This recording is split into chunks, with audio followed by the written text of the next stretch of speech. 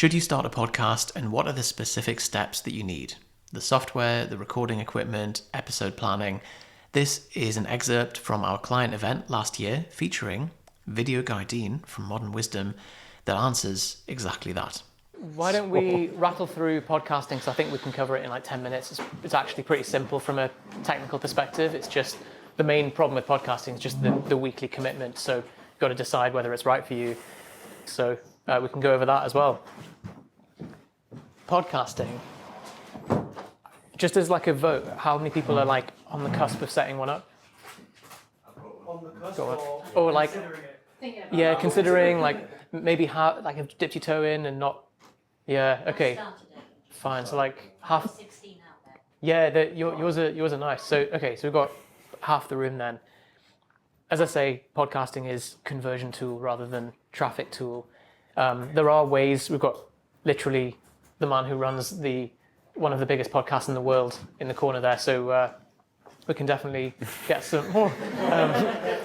So we can get some hints on like using that for traffic as well. But as far as our expertise goes, it's conversion, and I think getting things set up is the easy bit.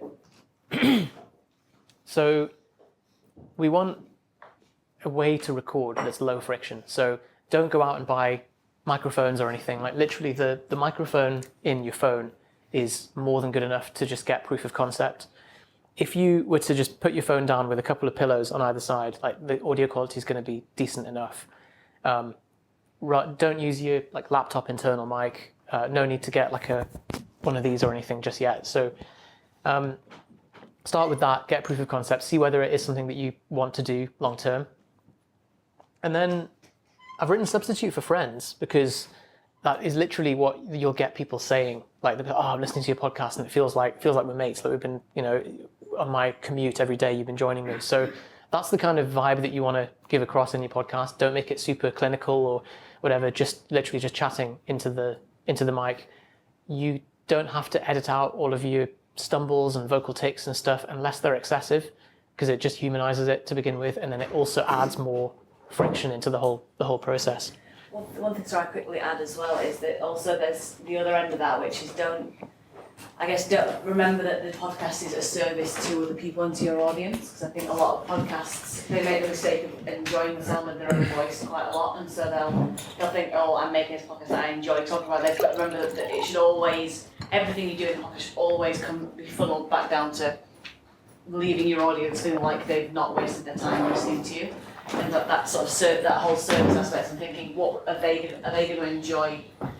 Like this podcast, like Lisa said, if it's too clinical, they might feel like this is like listening to something at school. But equally, if it's too colloquial and you end up spending 20 minutes talking about what you had for dinner last night, for example, they're going to be like, that don't really help me at all, So it's striking that balance between not being too familiar, but equally not being too structured either. The easy benchmarks, like what podcast do you prefer to listen to? Like the super dense ones, or the ones that are kind of conversational, and like wherever you are on the spectrum, you might find that style easiest to create as well.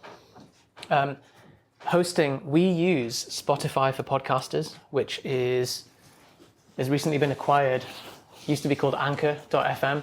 So this is free. You can set up the app on your phone and just start recording episode 1 from that. So I think the internet's, there we go. So it gives you some nice analytics. It tells you about like your, which episodes rank highest, where people come from generally. So for us, a lot of it comes from Spotify search, the best search engine for podcasts. So when you're thinking of titling the podcast, just put something in there that's like relevant to the problem that you're solving. So maybe some variation of your A to B via C statement. Are there any barriers to getting podcasts on Spotify, or is it just once you've got one? Once you've got it, it's free through this as well. So Anchor actually handles, Spotify for Podcasters now handles the distribution too. So you would just set it up on the app, decide on your address for it, and it'll handle sending it to like Amazon Podcasts and Apple and all this stuff. So like it's completely hands off. Like 5 years ago, you had to go and manually like get the feed and put it into all these separate tools, and it was a pain. Whereas this is pretty seamless. Did you say you were recording through it or just distributing through it? You can do both. So we record separately. So what we do is more this like pillar content thing. So because we only have an hour a week to record, we'll prep some content ahead of time, jump on, just have a back and forth about it, and put that video into Anchor, and then it strips the audio, post that as a podcast, take clips of the video and post them on YouTube, Instagram and stuff. You said, I'm using Buzzsprout at the moment, but then puts it through into Spotify. So can I come off Buzzsprout and go onto Spotify? You don't need to. If Buzzsprout does what you need it to do, the only thing I think that Buzzsprout doesn't do is video podcast, but we're just testing it, and it's a lot. The like ball ache to return ratio is quite bad. So yeah, so it's a well-known measure. Yeah. I might struggle with the ball ache. Uterus ache. Yeah. Does anyone watch a video podcast on Spotify? You watch the video? Rarely. Yeah, well, unfortunately, obviously, just click it again. Mainly listen. Yeah. That's handy to have Yeah. to look like when you want it. Like if they're referring to something on the podcast. Yeah, Yeah. so it's like good, like Joe Rogan, for example, you just look at stuff. So. Yeah. Yeah. I think it's a nice touch, but like most of the time, if I'm listening to it, I'm doing work or something else, so like it's just a distraction. So Yeah. I find opposite watch it, they're doing all the watching on Spotify. Yeah. It's also like how do you make it as easy as possible for yourself? Because like it adds another layer of like, oh, I've got to make sure the lighting's right. I haven't got a big spot on my nose. Like Yeah. I've shaved and it's daytime and all this stuff. Whereas if you can just like speak into something and there's the episode, it just lowers the bar to entry. I think we only started doing video podcasts like 300 episodes in. Is that right? Like three, Have you four. guys seen an increase in traction through the video footage or not really?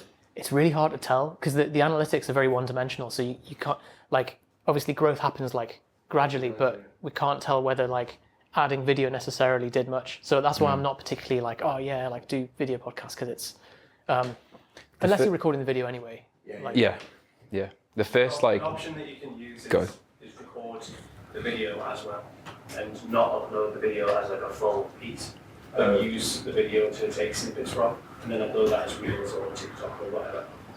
And then it's less friction to just do audio, produce the audio, and have that as like one piece, and then just have video for like upload snippets and basically advertising for the podcast if you want to do that. for sure. the first like 10 episodes of the business podcast was me walking, like me on a like shit iPhone mic walking. Yeah. Until like Yusuf caught wind that I was doing that and stopped me doing it. But it got it started. It got it started, and we even had people like reach out and get in touch off the back of those episodes. So I think I'm not suggesting doing that, but like it's I think it's better doing that than being paralyzed by like I haven't got the right microphone and therefore not doing anything. It's first pancake principle again. Yeah. Plus, there's something about walking that makes it so much easier to like. I would like get to where I was going. I'm like, I've just spoken for 30 minutes. I couldn't even tell you what I said. But like, it's just there's a 30-minute episode done. Do you think there's ever like that you give too much though, and that you start giving away your course content, or does that not really matter? I just think people will find it somewhere else. Yeah. Like it's not really. It's like a how to implement the information. So even if you were kind of going over what you sell, obviously not like as much, but over episodes. So for example, with the business and fitness podcast, like I'm sure you could find all of the different components of the Propane Business program across our YouTube channel, but it's so scattered and people pay for the structuring of it, and they're like, right, what do I do on a Tuesday? And so. And then on the fitness side, like we give people macros for free. Like we give people their calories and their macros for free. So, but I think if you don't do it, someone else will. Yeah. So it's a good way to get people's attention because like, wow, that podcast's amazing. Yeah. So I wouldn't hold back on that. And everyone's not going to listen to every episode. Well, maybe they will, but If they do, they'll probably buy from you. Yeah. And if they listen to every episode and they don't, like that's just part of the like, you're having an impact on people, and some of them will buy. And two mental models that I find really helpful are build in mud, then build in concrete. So this is why, like I'm saying, just start with the absolute Billy basics, like phone with a pillow, maybe just recording something to just get into the rhythm of it, and recognize that it's going to be rubbish in the beginning. So I don't know if you've seen this, the creativity pipeline. There's the idea that whenever you're creating any form of content, imagine there's like sewage right at the back. Sorry, there's a bunch of, like, you've got a pipe and there's a bunch of sewage here, and it's like dirty, undrinkable water. And then there's fresh water right at the back. But the only way to get to the fresh water is to pump out all of the sewage. So you've just got to, like, same with YouTube, same with anything, like your first 100 episodes, just write them off as like, this is just learning in public, gathering data, and then eventually it will get better, rather than like never posting anything and sitting in the cave and trying to craft the perfect episode, and it's never going to be any good. So you've got to just accept that it's going to be a bit embarrassing for the first few episodes. I honestly think we could stop there, and that's all you need for a podcast. Like we've got that sources, the idea queue. If you haven't seen the Building a Second Brain video, I'll put that in the Notion as well. I think the thing that would interest me with regard to the podcast, and I've asked you this on the online thing, is how to make the most of it. Because my intro and my outro, I'm trying to send into the funnel. Okay. So it's how do you know whether that will come in as part of some of the other stuff you're going to talk about today, but how it's getting that bit to fit into the other pieces that take them down the funnel. Yeah. Because my outro used to try and just get them, the call to action was get them to join a Facebook group. But now I'm trying to take them to a lead magnet that would lead to the challenge, that could lead to the mentoring program. So are there any tips about that? Yeah. So I've got a graphic for everything. But, so like all of this stuff on the left is just you standing at the door being like, hear ye, and just getting people to come in and sending them to the sign up page, and you get the email address. Yeah. Podcasting, Instagram, TikTok, anything is just renting traffic from those platforms. And it's about getting them onto your list, because once they're on a spreadsheet, that's yours. No one can take that away from you. Yeah. So my thinking was to get them to sign, because originally I was getting them to go to the Facebook group. Now I'm trying to get them to go to, I've done similar to you, and I've taken a webinar that converted before, that's already recorded. Nice. To try and get them to sign up for that, so they go onto my house list and can then go. Is that what you would do? Whether it's a webinar or a challenge or whatever, like just some kind of mechanism to collect an email address. The webinar will upsell the challenge, and also. Okay. I would have the. Get them, or would you just literally just get them onto your house list? It's another hurdle for them to, if they have to watch the webinar to then join the challenge. It's another thing. It's another route that they have to go through. Yeah. Too much. We have not to confuse it, but we often use two call to actions. So one of them is for people who've found the podcast because we've sent an email to them because they heard about us 6 months ago, and they're thinking about buying. And that's usually like on the business podcast, it's like just send us an email because they're probably at the point where they're keen. So to send us an email with a certain subject line, and we know where those people come from. If someone's found the podcast through Spotify search, we just send them to the funnel that works. So that would be the challenge funnel. And there's ways we can set that up so that we know it comes from podcasting, but you don't want to get too far into the tracking stuff just yet. Like I would send them to the challenge opt-in. I think the reason I'm hesitating is because if I'm not running the challenge that regularly, I see. If it's not an evergreen, if it is an evergreen yet, Mm-hmm. how do I get if I'm using it as a list building funnel, how do I get them on the list? Because at least if I've got them on the list, I can then try and get them into the challenge. What did you sell at the end of the webinar? What did you do at the end of the webinar that worked? Well, at the moment the thinking was the challenge, but then that's another freebie. I see. Much like PDF downloads. Yeah, you could do that. I mean, or you could just make the challenge. Cover up that obscenity for the sake of the video. You could make the 3 hours, we're going to have a knob on there. You can make the challenge like always available on a certain link.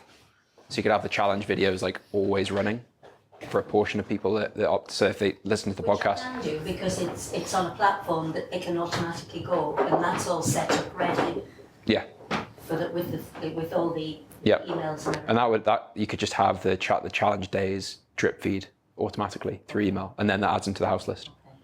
Can I ask one thing on that? So if you did the evergreen option, or when you get to that, if person A signed up today, they would get the email tomorrow. There's no Facebook group at all.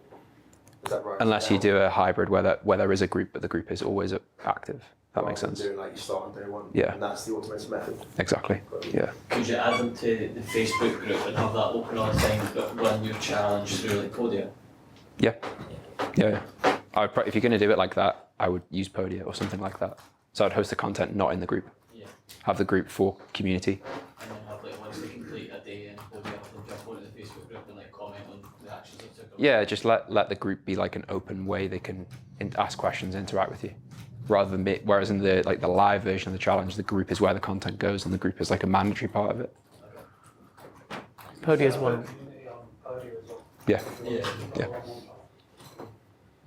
Yeah, Podia is one way to do it, and as you say, there's a community feature in there where you could even just have static pages, like declanjohnson.com/day 1, day 2, etc., and just send them there. But yeah, the main point with podcast or any traffic is just getting people on board, capture the email address, and then they're in your world. You can send them through a challenge, you can offer them something. In terms of production, once you've validated it, you've recorded some episodes with your phone, they sound decent, you say, okay, I want to level up the production now. Don't make the mistake of just dropping $5,000 on equipment just yet. You can kind of step it up. I think budget version microphone, Dean, I don't know, I'm sure you'll hate this, but yeah, 100 quid, what would you recommend? A Blue Yeti is what Chris started Modern Muslim on, and it's still a solid microphone. And I think he did about 200 episodes on it. Nice. Before going onto the shore. Yeah, which is £400. I feel vindicated that you weren't just Blue Yeti. But yeah, so that's what we started with. It's 100 quid. It's a good entry level microphone. It's pretty easy. You just set it on one mode. You don't have to touch it. You don't have to be super close to it. If you then want something that's 200 quid, I would very much recommend the Shure M7B. MV7. God, Yusuf, man. MV7. Yeah, the big balls one is the SM7B, isn't it? Yeah. So that's all the stuff's in school as well. If you search gear, there's a full list of the stuff you can get. Can I just ask a really, what will definitely be a stupid question?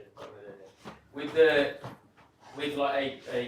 Blue Yeti thing for the podcast, is that so you don't have to be too close to it, is that one in the middle or is that one per person if you want? If you're doing interview style, Yeah. you can set it on. So ideally, you want a table like this. You put it in the middle, and you're both opposite sides. So you can set it so that it picks up bi-directional. So it won't pick up anything here or here, but just from those two sides. I can just see Dean just ready to pounce. Any alternative recommendations, Dean, for entry level? No, I mean that's what Chris used to start with, and it works fine. And even when you guys were in his living room doing a podcast, we just had Oh, yeah, we one in the middle. And Did that for ages. Of course, didn't yeah. it? Yeah. So production quality is it needs to be a base level of it's not going to turn people off, but making it world class isn't really going to move the needle, especially in the beginning. It's you kind of got to earn the traffic to make it worth going for high production quality. Audio is more important than visuals. So yes, it's nice to have good lighting and stuff, but if the audio is bad, people will just bounce off the. But Chris uses Zoom and a mic, right? For most of Modern Wisdom. We swapped over to a platform called StreamYard. All right. Which, Okay. Finally. records, the local audio and video on both ends. Right. Uploads it to a server, not a server, a website, similar to that sort of thing. And then I can just download it and edit it basically. Yeah. So. What is that you use? So this is Riverside, very similar. Yeah. So Jim, if you were doing interview style but remotely, it would do exactly that. So it would record the local end of both sides, stitch it together, and then you've got what looks like a video call, but it's higher quality. But the reason we do it remotely is, we discussed it when we bought the kit. We were should we do it in person but doing it remotely means we can have an hour's calendar slot, and we open up something on a browser and speak to each other. It reduces the friction, which is the key. The reason I think you fail with something like this is, realistically, 20 episodes in, it's hard to keep going. Especially if the download numbers aren't great, or whereas if it's easy to record it, you keep going. How would you balance if you're interviewing people? How how do you get them to have like decent quality audio as well? Because they're not, everyone's just not going to have a mic. Like some people might, but That's definitely a Dean question. Even now, with like 600 episodes in, it's hard. and we still, most of the guests just use like Apple headphones and stuff. Yeah. I guess you just get used to it when you're listening, don't you? Yeah, you do. But if you use, we have used and still use this software. It's called Auphonic. It's a mastering software, just like a web-based thing. You upload your file to it. So what I do is I'll snap Chris's audio and guest's audio. Guest audio is usually like a little bit quieter. Snap them together, upload it to the Auphonic software, and it'll just like level them all out so they basically all sound the same. Because sometimes it'll be like Chris talking, it'll be up here, and then the guest will be down there. But it'll just like level it out. And it's free. You get like 2 hours free or something to use like per week or per month. So I would always do that manually myself, and I always just thought, I'm just yeah, and just upload it to there, does it automatically. It's fine. And there's a new, it's in beta testing at the moment, but Adobe are running like a podcast AI software thing that basically you chuck an audio in and it spits out a massive file. It's like in beta testing at the moment, but it's pretty good. What's your podcast? I do like all the video editing for it, but it's called Modern Wisdom. It's a guy called Chris Williamson who's the host. Yeah, there's a. It gives them a written transcript as the friction can exist at least synthesized from typing. Hide your kids, hide your wife. There's a way to automatically. Here we go. Yusuf just likes watching himself. But there's certainly a big improvement. Full, absolutely. An experience. So, right, listen to the before and after. This is basically the technology that Dean's talking about, where, like, if you have to, obviously it's better, like, at the point of recording to make sure the quality's good. It's like if you end up with a bad audio and you're like, I have to just try and salvage this, that's when you'd use the post-production stuff. But this is... sorry, just from what you're saying, get them to use like any kind of mic. Oh yeah, like even earphones, like if they're in a quiet room, just pillows around and stuff, that's better than nothing. Some podcasters will just send their guests a microphone if you can blurt 100 quid on every episode. But yeah, like it is mad that people come on Modern Wisdom with the millions of impressions that they get and they're just using it's like, come on, like... It's like a flex, isn't it? Yeah, it's just, I'm so important that I can just... Yeah. I don't need this podcast. So there's a tool that I'm obsessed with, which I'll go through in a second, but this is a feature called Studio Sound. So if you listen to the raw audio and then the treated audio and you listen to the difference. What I had was the first time I tried to diet. I'll tell you an example. The first time I tried to diet to a level of full absolute. And the experience I had was... So you can hear there's like a hiss in the background, it's a bit echoey. That was just a microphone, probably a meter in front of us, like obviously out of shot. The first time I tried to diet to a level of full absolute. So it takes out any background noise. It sounds a bit clipped, so it's not perfect, but big improvement. So definitely fine to listen to it. Yeah, exactly. So yeah, I'll go through the software stuff in a second. In terms of content planning, so I really like Kanban. Do anyone know the concept of Kanban? Like Japanese idea where you have lots of post-it notes basically on a table, and you'd be like, okay, this is the like scripted, ready to go, or like planned, ready to publish, and you just physically like move them across, and it just gives you like a visual overview of like where things are on the table. So you can do that in most tools. You can do it in Notion, you can do it in TickTick, where you might have like, for us, we have like on the left is the set of episodes that are kind of scripted and we want to post. And there's a reaction segment, a would you rather. We just pull them together, and when they're done and recorded, we just drag them over into the archived bit. I can share a template with you, but I think better to create your own because this probably looks really convoluted for what you might need initially. Could just have like a single queue of content ideas, and if you're happy just loosely talking around it, that's fine as well.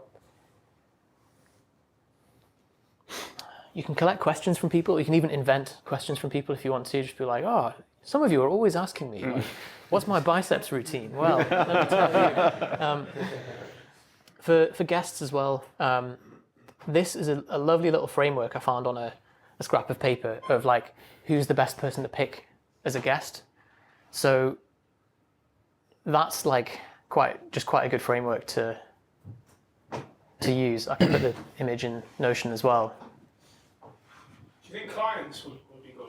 Yeah, especially if they've got like a cool story or like they've lost a whole bunch of weight or something that's like that they can bring to the table, because it's also a subtle testimonial, isn't it? Yeah.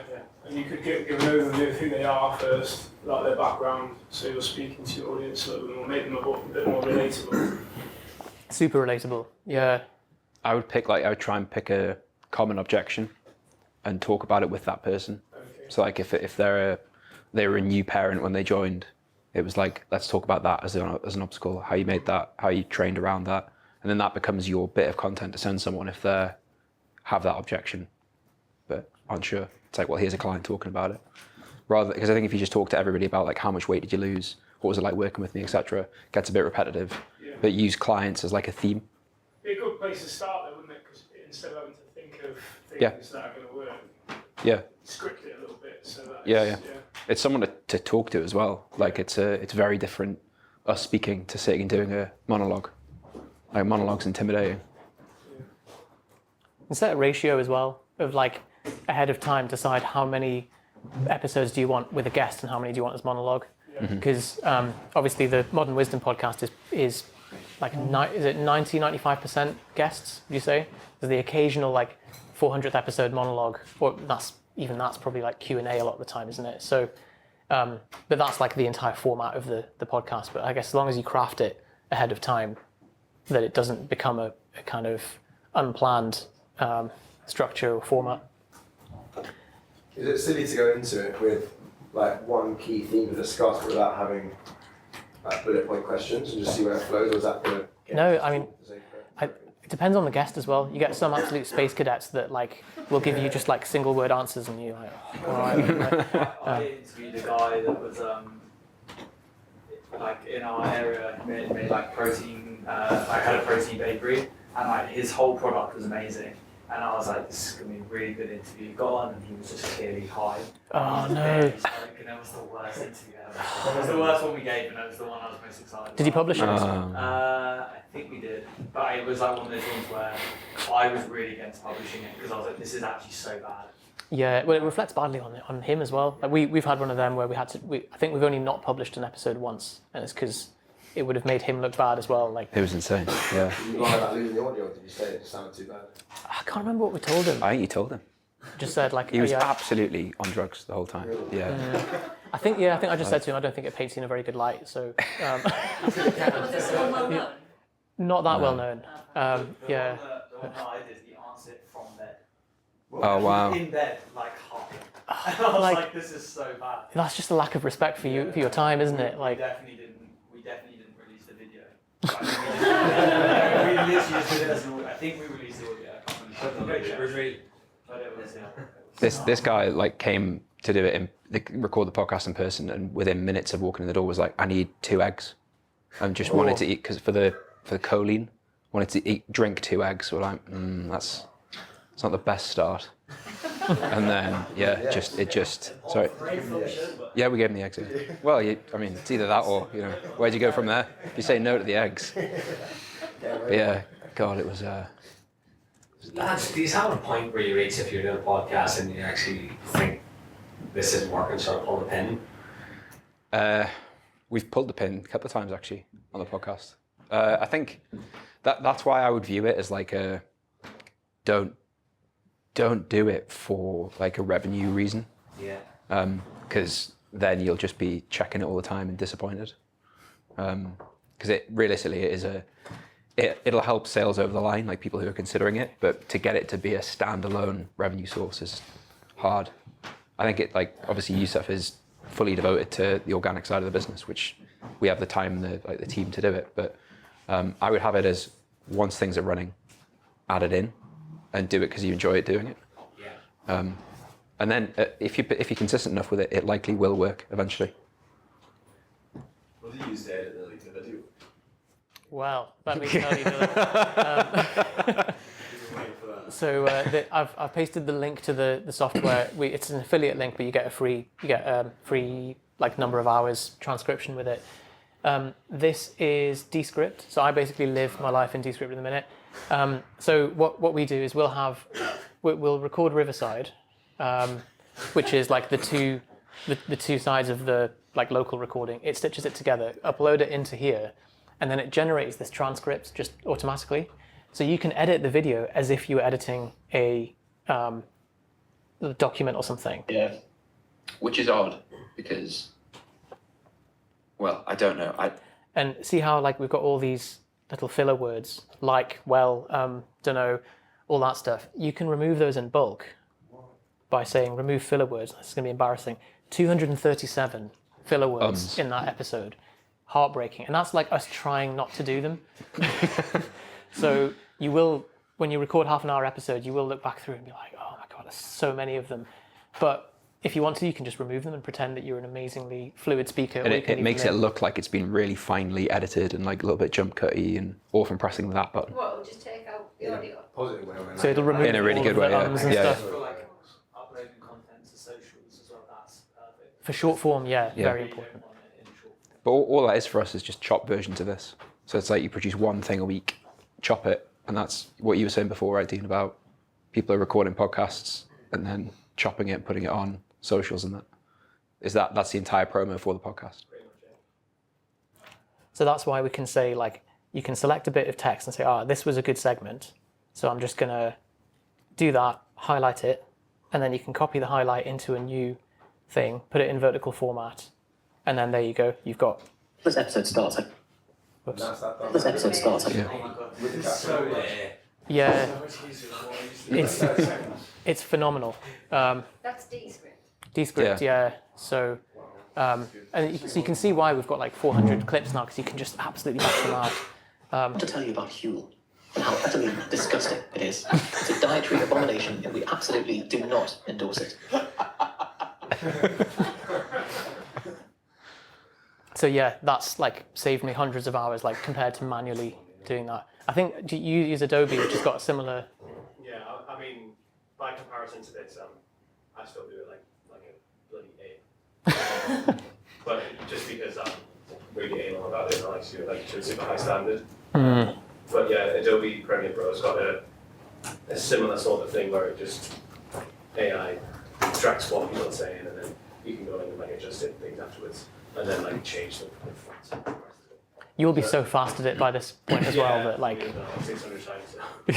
So we see with things like that then, obviously you use like as like one of your filler words. What if you're using like in a sentence, is it going to know the difference? Sometimes it does. It's got, I think they've actually just been acquired by OpenAI, so they're trying to get like context sensitive stuff. It doesn't always get it right, but I think like 90%. Yeah. Would you pull multiple videos from one podcast? Clips? Generally. Yeah, there's two ways you can do it. You can either record the podcast and then later on have a read through and be like, oh yeah, these were good bits. Or as you're recording, if you go, oh, that was a notable bit, I'm just gonna like tag the timestamp or just note down like these little moments, and then you go back, highlight them, send them out. Also, if you're using an editor like Jonathan, we can put you in touch with him as well. I can't remember how much per video. It's like $75. Fine. Or you can do someone else called Damien who does like $20 to $30 for short form ones, depending on how heavy you want the edit. But you could just send. That's not just the editing, it is actually with publishing and whatnot as well. Oh, that's full stack. Oh, really? So, He's doing that, yeah, Right. oh, okay, and that's really worth it then. So which is actually quite good. And I've started using Descript, and I've not got the full hang of it yet, but it's amazing. yeah, incredible. Will it take out, like, if, so say you need a pause, you could just pause that was pause? Yeah, so you can, if you say remove word gaps, shorten word gaps, and so you can, in bulk, you can say, I want all gaps of more than 2 seconds to be shortened to 1 second, for example. So yeah, it's massive. It even like you can type something and I can say like read this as if Yusuf was reading it, and it reads it in Yusuf's voice. What? Yeah. Yeah, so it synthesizes. Yeah. Could get Yusuf in trouble. This speech is entirely synthesized in words. Nicely timed. Voice. This speech is entirely synthesized from typing words. The end is nigh. The technology apocalypse is... So that's just That's crazy. it's a bit worrying. Yeah, well, like within Deepfake a whole podcast soon. genuinely, like within a couple of years, like evidence in court is going to become inadmissible. Like you'll have videos of people saying stuff that they didn't say. We'll be at like have you on our podcast and make you say what I think someone set up like a fake Joe Rogan, Jordan Peterson thing, where they're just like, There's so many of them. That's incredible. So yeah, big time savers there from a production perspective. Just to touch on one thing quickly as well, when Yusuf did the Kanban thing, one of the reasons why we came up with that structure is that naturally lends itself to multiple videos within the podcast. So if the podcast is like us reacting to something, would you rather, talking about a topic, talking about an objection, that's then a podcast and 5 videos. That's another way to do it. So the podcast is like 5 short Segments. clips Yeah. together. Yeah, exactly. You plan it in those terms. Yeah, it makes the podcast feel a bit more like structured, like easy to listen to as well. I think actually Chris is now at the point where he'll do it in reverse. Is that right? So like he'll prep questions that will produce a good soundbite for the Instagram or for YouTube. So the podcast then just becomes the ground for generating clips. So yeah, whip through of podcasting there. Does that kind of make sense? Anything that we've missed or like? Yeah. You should see when you have a camera set up, how do you sync in the audio to the? Do you know if you're just recording the phone? So I think Johnny had this problem as well. Sometimes, so we can route everything into your laptop. So if you can connect your phone to your Mac or to your PC with a thing called Camo. I'll paste it in here as well. That's the tool. So that allows you to just connect your phone to your.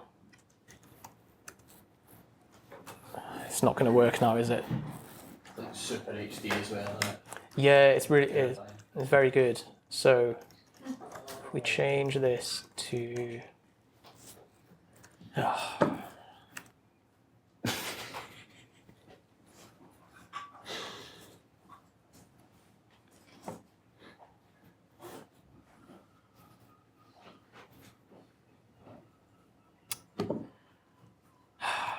The demonstration effect. Anyway, you should be able to like just film with your phone and it feeds straight to your camera. But yeah, re-incubate is the tool you want to use for that. So then it can all just be recorded as one stream rather than like pulling video and audio separately. Great stuff. Hopefully that's demystified podcasting. Any other questions on podcasts? I have one quick question. With the friction of the barrier to entry coming down so much, do you guys feel that now the whole podcast world is not saturated, but it's just about eyeballs and just about putting out quality content on a regular basis to kind of grow that and be another lead magnet? Or I think like the barrier for quality is going up, but I think that's more about the content quality rather than the production. Do you agree? I feel like nowadays you're better off niching down on stuff because all the general like your Joe Rogans and like what I listen to an extent, they've got like the general basis covered. Yeah.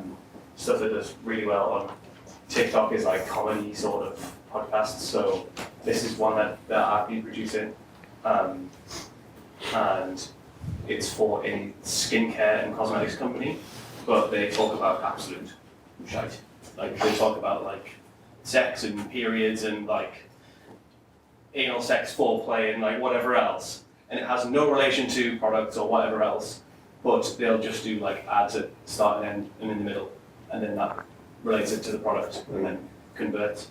And they get like loads of sales from that. Oh really? And it's like completely unrelated to the business of Spracco.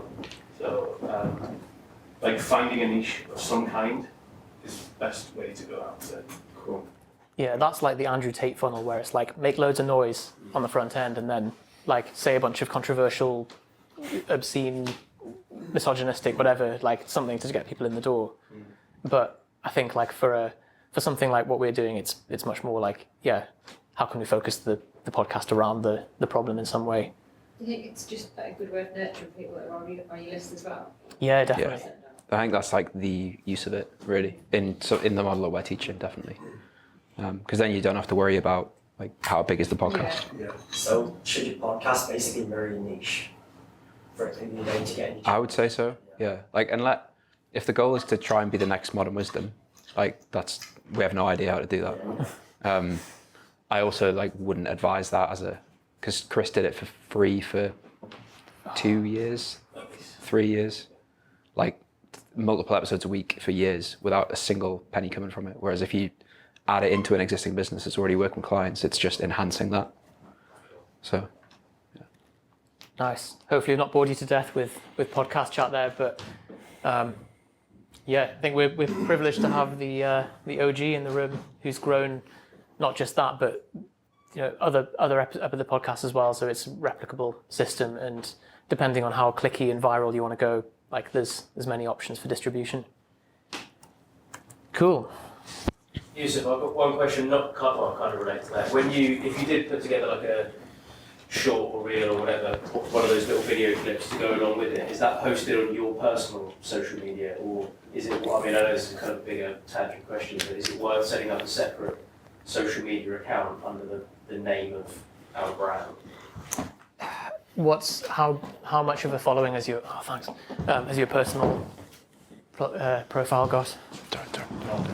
Not much. Okay, so you wouldn't be losing much to set up, but I suppose it's like in a year's time, do you want your personal page to be blowing up potentially, or would you rather it was from a brand from the beginning? I think that kind of start as you mean to go on, really. Yeah, there's the pros and cons to having it linked to you as an individual. I just didn't know if there was like a go-to right answer. Usually, I'd say, like, have it as the brand,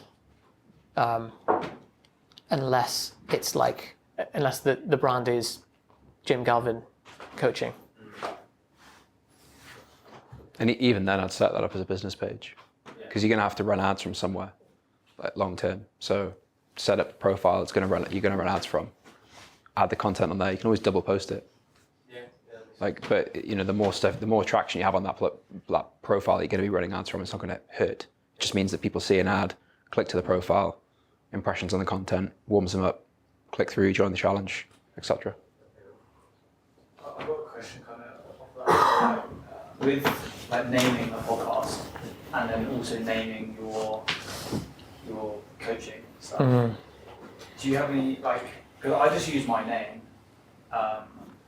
as my brand, but do you think it's better to use like Propane Fitness rather than Johnny and Yusuf? The guidance with YouTube is your name. For podcasts, just because we get so much search traffic from totally accidentally calling the business podcast Grow Your Online Fitness Business Podcast, and people just searching that. So I think if there's a common search term that you think you can nail that's to do with your niche, then you may as well call it that. In terms of like the company, like the brand, it's so that we can create separation. So like when you speak to Phil or Alice, it's like you're not expecting them to be Johnny or Yusuf, like they're part of the company. So there's some separation between us and the thing we're trying to create. Do you think starting out it really doesn't matter too much? Not to begin with. Like we did it that way, but we weren't thinking like, oh well, in 10 years time, wouldn't it be great to have staff and all that? Like we just did it because, well, I suggested the name for a joke, and then we incorporated a company and all that. I didn't really like using my name as the brand. Right. I feel like, I don't know, I just feel like it's a bit of a dick using my name. But, especially when I do a podcast as well, like the Jake Allen podcast, who gives a shit about it. It just sounds dickish, but maybe that's it. But is there also just I do just think, why am I thinking about this? Just get on and create a 40-day challenge, stop stressing about the name. Yeah, I would say yeah. Yeah, there's no clear answer because Elon Musk has got a larger following than Tesla and Ronaldo and Steve Jobs. These are like iconic names, and so there is value in a personal brand. But if you feel a bit wanky doing it, that's something to consider, and it ties you to the brand. So if you then want to step away, if you want to hire coaches under you, I thought I was going to get Jake Allen, but yeah, it's tough. You've also got like Jake Allen is an unusual name, so you're going to rank for your name, but do you want to? So it's not an easy one. James Smith managed it. Oh yeah, with true. A very plain name. I saw your guys' podcast with him actually. Came up on my YouTube. Yeah, it was a while back. Right, Yeah, he's cool smashed guy. it. He really does. Hope you enjoyed that. If you want to see how building a podcast fits in with your business as a whole, click on this video. Otherwise, to see the entire process that we teach people to become profitable online coaches, click on the link below in the description. Speak soon.